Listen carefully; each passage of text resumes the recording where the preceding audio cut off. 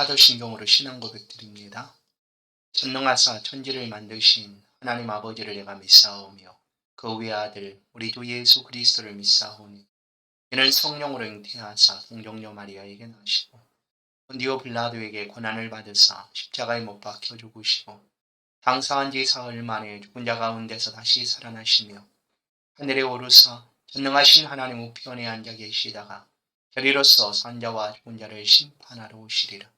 성령을 믿사오며 거룩한 공예와 성도가 서로 교통하는 것과 죄를 사하여 주시는 것과 몸이 다시 사는 것과 영원히 사는 것을 믿사옵나이다. 아멘. 찬송가 85장입니다.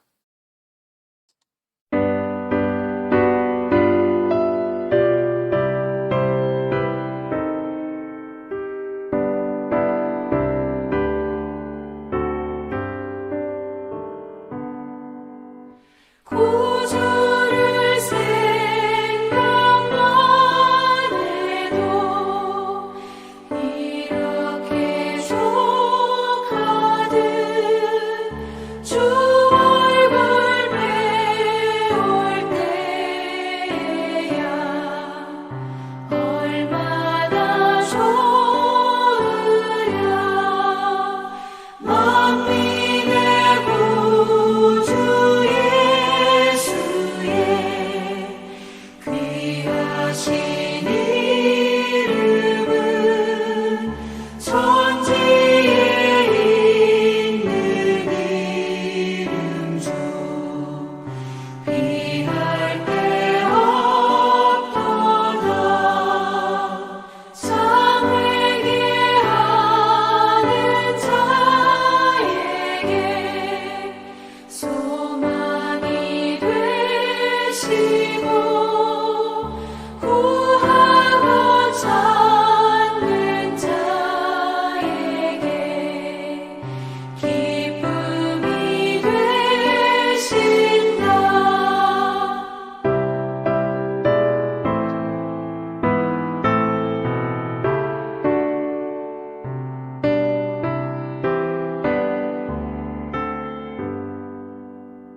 예수의 넓은 사랑을 어찌다 말하랴. 주 사랑받은 사랑만 그 사랑 알도다. 사랑의 구주 예수여 내 기쁨 되시고 이제로부터 영원히 영광이 되소서. 아멘.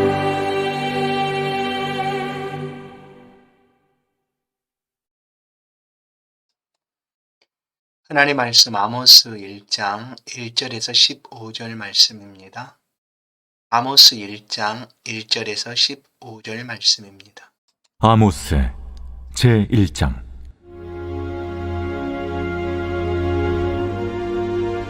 유다 왕 우시아의 시대, 곧 이스라엘 왕 요아스의 아들 여로보암의 시대 지진전 2년에 드구와 목자 중 아모스가 이스라엘에 대하여 이상으로 받은 말씀이라.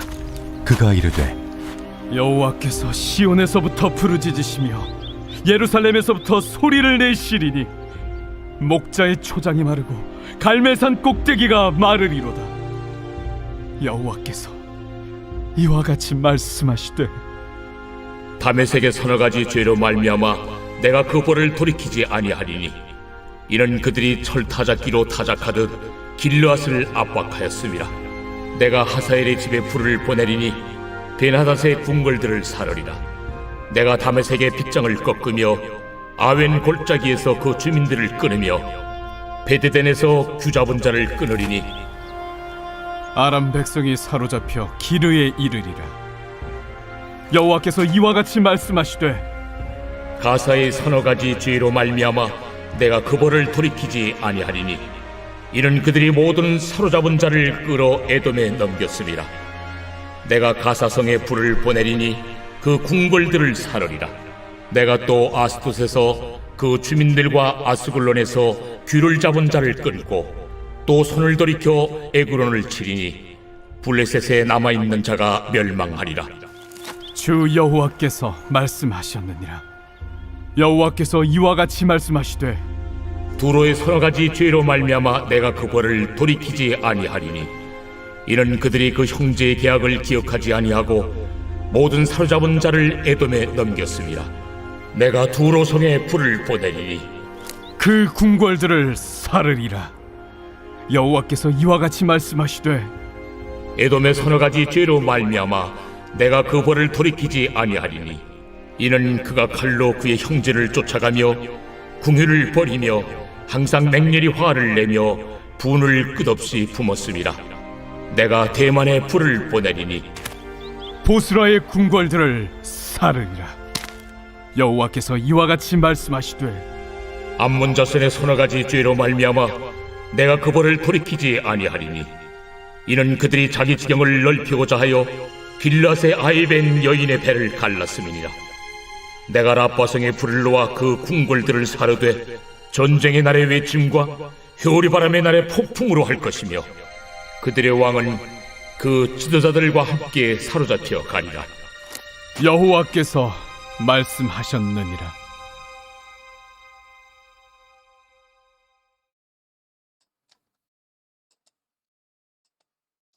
오늘 아모스 1장입니다. 아모스 선지자는 북이스라엘 여로보암 2세 때 활동한 선지자였습니다.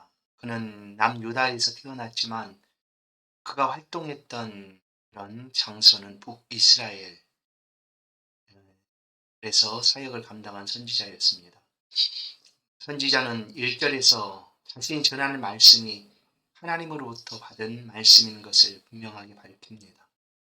모든 선지자들이 자신들의 메시지가 하나님의 말씀이다 라는 사실을 가장 첫 번째로 밝혀주는 것처럼 아모스 선지자도 그렇게 1절에서 밝히고 하나님의 말씀을 전합니다. 당시 북이스라엘 왕 여로보암 2세가 통치하던 때였고 그때의 북이스라엘은 가장 강력한 다윗 왕조 이후에 가장 강력하고 부강한 나라가 되게 됩니다.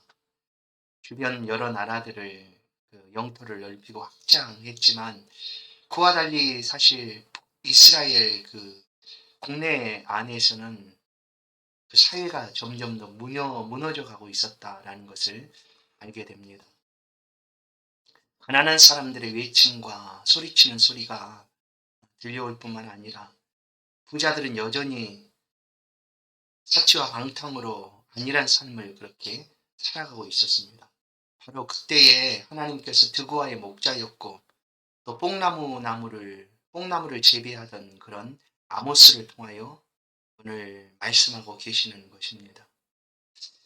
이 아모스서의 핵심은 정의는 물같이 공의는 하수같이 하나님의 공의와 정의가 흐르는 그런 사회를 꿈꾸고 외치고 있는 선지자의 메시지입니다. 2절 말씀을 보시면 선지자를 통한 여호와의 말씀이 이 땅에 심판이 임박하였다라는 것을 부르짖음의 표현으로 이렇게 말씀하고 있습니다. 이스라엘 주변 나라들에 대한 심판의 예언이 3절부터 마지막 15절뿐만 아니라 2장 16절까지 주변 나라들에 대한 심판 예언을 선지자를 통하여 외치고 있는 것이죠. 이 주변 나라들에 대한 심판을 말씀하실 때 일정한 형식들이 있습니다. 그 나라들이 왜 벌을 받는지 하는 그런 일정한 형식들이 주어지고 있는데 그 형식을 보면 이렇습니다. 제일 먼저 여호와께서 말씀하신다 하고 외칩니다. 각 나라들을 향하여 여호와께서 말씀하신다. 그러니까 이 말씀을 하는 이는 나 아모스 선지자가 아니라 하나님이 말씀하신다. 두 번째는 그들의 서너 가지 죄를 인합니다 라는 표현들이 있습니다. 왜 이 나라들이 멸망을 받고 심판을 받는가, 그 이유를 밝혀주고 있는 것이죠. 그리고 어느 나라마다 그 심판의 방법들, 불을 보내겠다 이렇게 표현하듯 심판의 방법에 대해서 말씀하고 있죠. 그리고 마지막 여호와께서 말씀하셨느니라 라는 것으로 맺고 있습니다. 이 표현은 하나님이 말씀하신 그것을 반드시 이루시겠다라는 선언과도 같았습니다. 이제 3절을 보시면 제일 먼저 다메섹에 대한 예언이 있습니다. 다메섹은 아람 나라의 수도였습니다. 그 형식에 따라서 보면 그들의 죄는 길르앗을 짓밟았기 때문이었습니다. 길르앗, 이스라엘 백성들이었죠. 이 여호아스 왕 때에 아람 군대가 쳐들어와서 이스라엘을 쓸어버린 일이 있습니다. 그렇게 이스라엘 길르앗을 심판한 그런 때가 있었죠. 그것을 하나님께서 기억하시고 다메섹을 심판하시겠다라는 거죠. 6절에서 8절까지는 가사에 대한 예언이 있습니다. 가사는 블레셋의 5 방백 중에 하나였는데 아마도 블레셋에서 가장 큰 그런 도시였습니다. 이 가사 사람들은 전쟁 포로를 잡으면 그것을 에돔에 팔았습니다. 단순한 인신매매가 아니라 이스라엘 백성들을 붙잡아다 에돔에 팔았다는 것이죠. 그래서 그들은 심판을 받게 됩니다. 그리고 이제 9절에서 10절까지 내용 속에서는 두로가 심판을 받겠다라는 예언입니다. 이 두로는 해상무역이 아주 발달한 그런 나라였습니다. 그리고 그들이 심판받는 이유에 대해서 형제계약을 파기하였다라고 이렇게 표현합니다. 형제계약을 파기하였다. 솔로몬 때에 이 두로의 히람 왕과 솔로몬이 약조를 하게 되죠. 그리고 왕의 그 필요한 물건들을, 자재들을 그 히람을 통하여 들여오게 됩니다. 그렇게 형제계약을 맺었지만 이 두로가 교만하여서 이 형제계약을 파기하고 이스라엘을 괴롭혔기 때문입니다. 그리고 이제 에돔 11절부터 12절까지는 에돔에 관한 예언입니다. 에돔 족속은 야곱의 쌍둥이 형제였던 형이었죠. 에서의 후손들이었습니다. 근데 이 에돔 사람들이 형제였던 그 이스라엘을 칼로 쫓고 긍휼을 행하지 않았기 때문이다. 하나님께서는 그 심판의 이유에 대해서 말씀을 하십니다. 그리고 이제 마지막 1장 마지막에 13절부터 15절까지는 암몬족에 대한 예언. 이 암몬 역시 아브라함의 조카 롯의 둘째 딸의 후손입니다. 이들은 자기의 자기의 필요를 따라서 넓히고자 아주 끔찍한 만행을 하게 됩니다.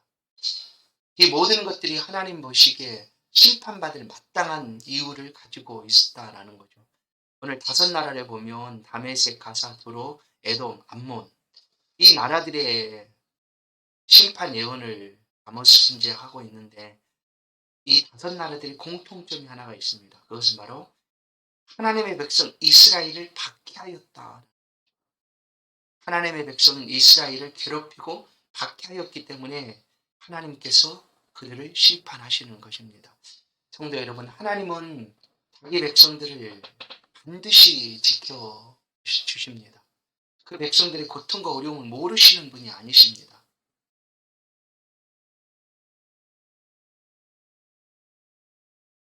하나님은 이 모든 것들을 선지자를 통하여 예언을 하고 경고하고 있는 것입니다. 왜냐하면 아모스 선지자가 예언한 이 일은 미리 알려주는 일이었습니다. 미리. 그래서 이 예언을 듣는 사람들은, 나라들은 준비하고 그 경고를 듣고 준비하고 예비를 해야 했습니다. 창세기 노아 때 노아의 홍수 경고를 듣고 사람들이 농담으로 여긴 것처럼 이들도 선지자 예침을 듣지를 않았습니다.